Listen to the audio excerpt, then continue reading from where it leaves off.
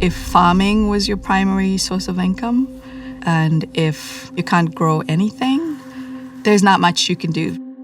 It's very demoralizing. It's very overwhelming.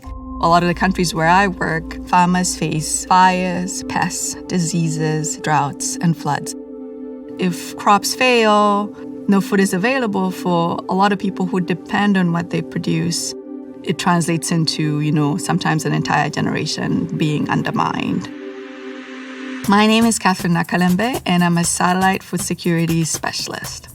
I use satellite data to map and monitor crops and then work to make sure that information can be used by decision makers and organizations that support farmers.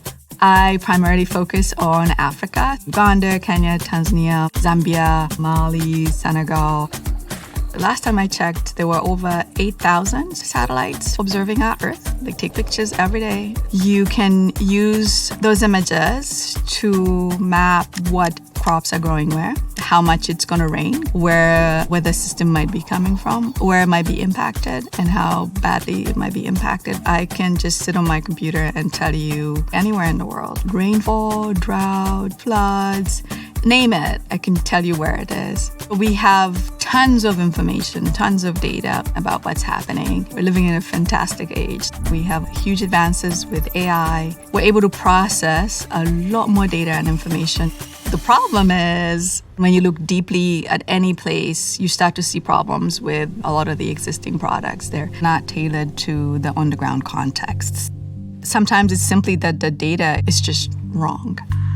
A lot of the models are trained very well to predict for European or US agriculture. In Europe, most of the farms have like a single crop. They're really big and it's very easy to model. In Kenya, in Uganda, in Rwanda, however, the fields are so tiny.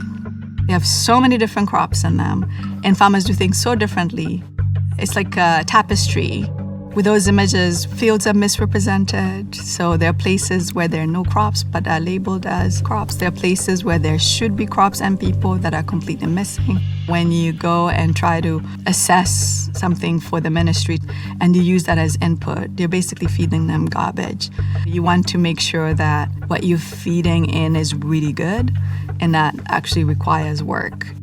To train a model to understand that complexity, you need a lot of examples. You have to go on the ground. What we did is we use GoPros. You wear a GoPro as you're driving on a motorcycle, or you can do it in the car. And as you drive, we take pictures. Basically, Google Street View, not for streets, but for crops. So the camera is actually facing towards the field. And then adapt basically what would be face detection. But instead of detecting faces, cats, dogs, etc., we modified it to detect maize, beans, cassava. We covered all of Western Kenya in 2 weeks with just 2 teams.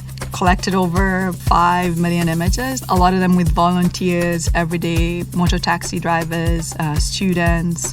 This would allow us to build a more complex model that can learn from all these different examples from all the different contexts. There was a flood in Kenya in 2024. It happened really, really rapidly. And, the entire country was affected pretty much.